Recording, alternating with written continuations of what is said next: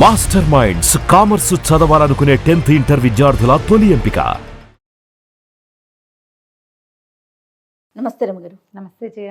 రమగారు, కొంతమందికి ఎట్లా అనిపిస్తుంది అంటే మేము చాలా కష్టపడతాం, ఎంత అంటే మాటల్లో చెప్పలేము, కానీ మా కష్టం నిలబడదు. ఎప్పుడు ఒక్క రూపాయి ఉండదు. కష్టం అంటే ఇన్ ద సెన్స్ మనం డబ్బులోనే కదా చూసుకుంటాము. ఎందుకని ఇట్లా జరుగుతుంది అని ఒక ఆలోచన, ఒక ప్రశ్న వస్తూ ఉంటుందండి.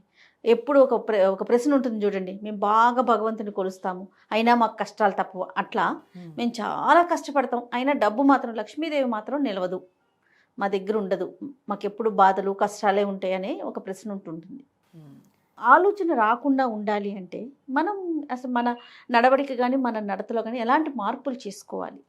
బేసిక్గా జయ, డబ్బు ఎప్పుడు కూడా చెంచల కదిలిపోతూనే ఉంటుంది. మనకు ఒక రూపాయి ఇచ్చింది అనుకో, రూపాయి రూపాయిగా ఎలా ఉంటుంది? అది పాపాయిల్ని పెట్టదు, దాని దారిని అది ఉంటుంది. మనం ఏం చేస్తాము? ఖర్చు పెంచుకుంటాం, ఖర్చు చేస్తాం. ఓ 80 పైసలు ఖర్చు పెట్టాం, ఓ రూపాయలు అంటే ఓ 100 రూపాయలు 80 రూపాయలు ఖర్చు పెడితే 20 రూపాయలు దాస్తాం. జనరల్గా అందరు చేసేదే కదా. కొంతమంది ఎట్లా ఉంటారంటే 100 రూపాయలు వస్తే కనుక 200 ఖర్చు ఉంటుంది వాళ్ళకి ముందుగానే. అప్పుడు డబ్బు ఎట్లా ఉంటుంది? సంపాదన పెరుగుతూ ఉంటే లివింగ్ స్టైల్ పెంచేసుకుంటూ ఉంటారు. పాత లివింగ్ స్టైల్లో ఉండరు.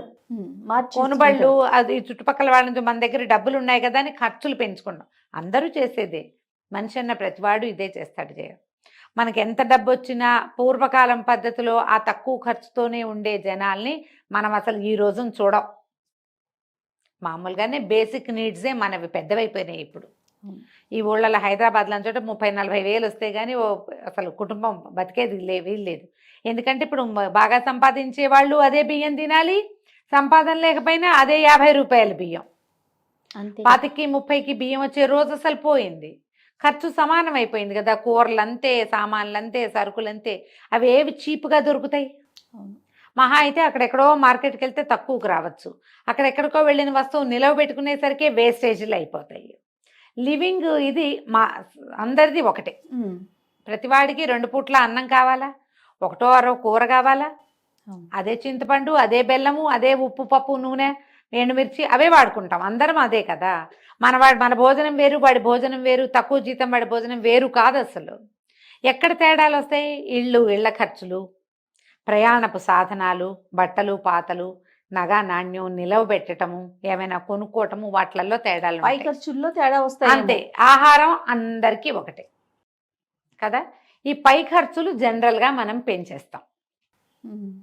ఈ పెంచుకునేసరికల్లా డబ్బు కనపడదు.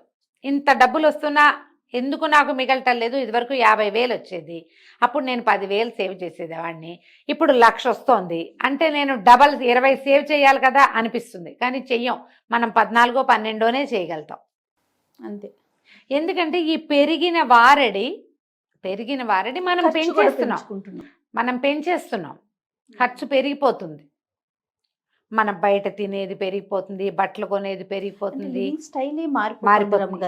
ఎవరికైనా ఇచ్చేది, ఎక్కడికైనా వెళ్ళేది, ఏమైనా కొనుక్కునేది ఎక్కడ తగ్గం. మనం వాడే ఫోన్ దగ్గర నుంచి అన్నీ మార్చేస్తాం. ఈఎంఐలు పెట్టేసుకుంటాం, డబ్బులు వస్తున్నాయని ఈఎంఐలు పెట్టేస్తాం, ఇంకో 2 వస్తువులు కొనేసుకుంటాం, ఇంకా ఎక్స్ట్రా స్టోరేజ్ కొనేసుకుంటాము, పెంచుకుంటూ పోతాం. ఈఎంఐ ఆప్షన్స్ వచ్చాక రమ్మగారు మరి చాలా ఎక్కువైపోయింది. కొనుబళ్ళు ఎక్కువైపోయింది. మనం చేయగలమా లేదా, మనం కట్టగలమా ఆలోచించినా రావట్లేదు. ఎంత పెద్ద వస్తువైనా చేతిలోకి వచ్చేస్తుంది. అది తర్వాత కడతాం, మనకు తెలియటం లేదు. కానీ ఏమవుతుంది, ఎండ్ ఆఫ్ ద డే చూసుకుంటే మనం నిలవలో లేము.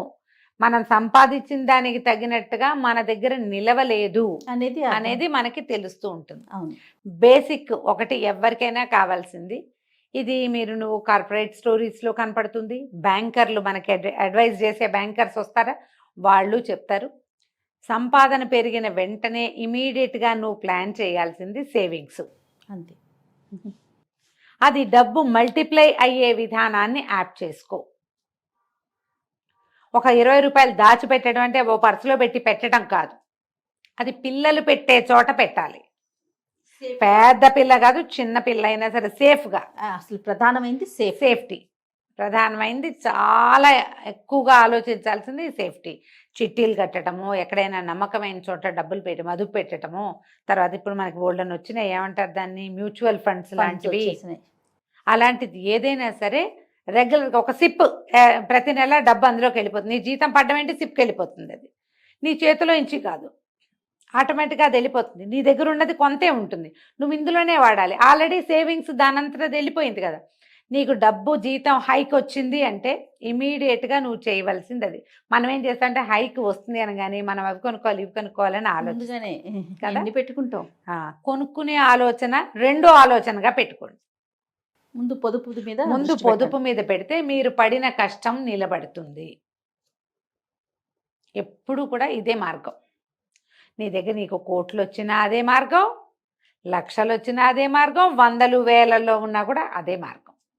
పొదుపు వైపు ఆలోచించాలి తప్పకుండా. ఎవరైనా సరే దాన్ని ఎక్కడైనా, ఇప్పుడు కొంచెం పెద్ద పెద్ద అమౌంట్స్ అనుకో, ఏదైనా స్థలాలు లాంటివి కొనిపెట్టుకోవాలి. బట్టలు బంగారము అశాశ్వతమైనవి. బట్టలు మీరు కొన్నాక అది గుడ్డి గవ్వకి చెయ్యదు. అంతేగా. మనం పెద్ద పెద్ద షాపులు చూస్తాం జయ, ఈ పట్టు చీరలు, పట్టు బట్టలు, ఏదైనా ఫంక్షన్ అనగానే బట్టలకి ఎంత ఖర్చు పెడతాను జయ, ₹1 వెనక్కి వస్తుందా? రాదు. పారేయటమే. నువ్వు తిండికి బట్టలకి పెట్టింది, ఈ రోజు పెట్టింది ఇంతే కథ. ఫోటోల కోసమే పెట్టేస్తున్నావు బట్టలకి, అవునా కాదా? ఆ ఆలోచన మార్చుకోండి, తగ్గించుకోవాలి, కనీసం తగ్గించుకోవాలి. ఇప్పుడు కానీ నువ్వు బంగారం కొంటే కొంత నయం కొంత, కానీ ఈ రోజున బంగారం వెర్రెత్తినట్టు పెరిగిపోతుంది. ఎప్పుడు పెరుగుతుందో తెలియదు, ఎలా డమాలంటుందో తెలియదు. అంత దాకా ఎందుకు రమ్మగారు? డైమండ్స్ చూడండి. అవును, డైమండ్స్ అంటే ఎంత కాస్ట్లీ ఉండేవి, అందరు కొనుక్కుంటున్నాం. అలాంటిది man made, machine made diamonds వచ్చేసినాయి. దానికి దీనికి ఏ మాత్రం తేడా లేదు. పాపం అది అంత కాస్ట్ పెట్టి కొనుక్కున్న వాళ్ళ పరిస్థితి ఏంటి? నిజంగా 1,00,000 పెడితే గానీ ఇంత దుద్దులు రావు. ఇప్పుడు 30,000కే అవి వచ్చేస్తున్నాయి కదా. హ్యాండ్ మేడ్ మిషన్, అదే ఏమంటారు, మిషన్ మేడ్ డైమండ్స్ వచ్చేస్తున్నాయి. కాబట్టి ఆలోచించి చేయండి ఏది చేసినా. ఈ తర్వాత ఇంకా రెండోది, మీరు ఏదైనా చిన్న స్థలము, ఇల్లు ఏదైనా కొనిపెట్టుకుంటే అది మల్టిప్లై అయ్యేందుకు అవకాశం ఉంది. ఇళ్ల మీద పెట్టామనుకో అంత డబ్బు రాదు. అవును. కానీ ఏదైనా రియల్ ఎస్టేట్లో మదుపు పెట్టుకోగలిగితే జాగ్రత్తగా చూస్ చేసుకోండి. చూస్ చేయడం చేసి ఈ అడ్వర్టైజ్మెంట్లకి పడద్దు. మన వాళ్ళల్లో కొంతమంది కొనుక్కున్నది చూడండి, ఎవరో చెప్పారని మాత్రం దిగద్దు. వాళ్ళు రారు రేపొద్దున మీతోటి. ఏదైనా తేడా వస్తే వాళ్ళు వచ్చి మీకు సమాధానము చెప్పరు, మీకు ఏదైనా ప్రాబ్లం వస్తే వాళ్ళు మీతోటి నిలబడరు. తాత్కాలిక అడ్వర్టైజ్మెంట్ మాత్రమే జరుగుతుంది. అలా కాకుండా మల్టిపుల్గా ఒక 50 మంది 100 మంది కొంటున్న చోట కొనుక్కుంటే ఏదైనా ప్రాబ్లం వస్తే ఏడ్చేదాని మొగుడు వస్తే నా మొగుడు వస్తాడని ప్రాబ్లంలో వాళ్ళైనా సహాయం ఉంటారు. కొంచెం జాగ్రత్తగా కొనుక్కోండి, తెలిసి తెలియక తొందరపడిపోకండి, ఏజెంట్స్ని నమ్మద్దు, జాగ్రత్త. ఇలా ప్లాన్ చేసి కనుక పెట్టుకుంటే పిల్లల్ని పెడుతుంది డబ్బు, అప్పుడు మన కష్టము నిలబడుతుంది. నువ్వు ఖర్చు పెట్టినది రాదు, వెనక్కి రాదు, వెనకేసింది ఉంటుంది. ఈ వెనకేయటం ఎలా అనేది ఎవరి విధానాన్ని బట్టి వాళ్ళు ప్లాన్ చేసుకోవాలి. వాస్తు బంగారం కొనిపెడతారా, స్థలాలు కొనిపెట్టుకుంటారా, లేకపోతే ఏదైనా మ్యూచువల్, ఇప్పుడు పెద్ద పెద్దవి అయితే బంగారాలు వాస్తు స్థలాలు అనుకో, చిన్న చిన్న అమౌంట్స్ మనం మదుపు పెట్టుకోవచ్చు. ఇట్లా చక్కగా రెగ్యులర్గా అవి సిప్కి కట్ అయిపోయి ఉంటాయి, అమౌంట్ ఉంటుంది ఖచ్చితంగా. కాస్త ముందు వెనకగా మార్చుకోవచ్చు దాన్ని, లేదా ఏదైనా చిట్టీలు కట్టుకోవటం రెగ్యులర్గా. పెద్ద అమౌంట్ అయ్యాక దాన్ని ఫిక్స్ చేసుకోవటం, దాంతో ఏదైనా పెద్దది ఏర్పాటు చేసుకోవటం, పిల్లలకు వస్తువుని అరేంజ్ చేసుకోవచ్చు, అలా చేయొచ్చు. ప్రధానమైనది మీ మైండ్ సెట్లోనే మీ డబ్బులు ఉంటాయి.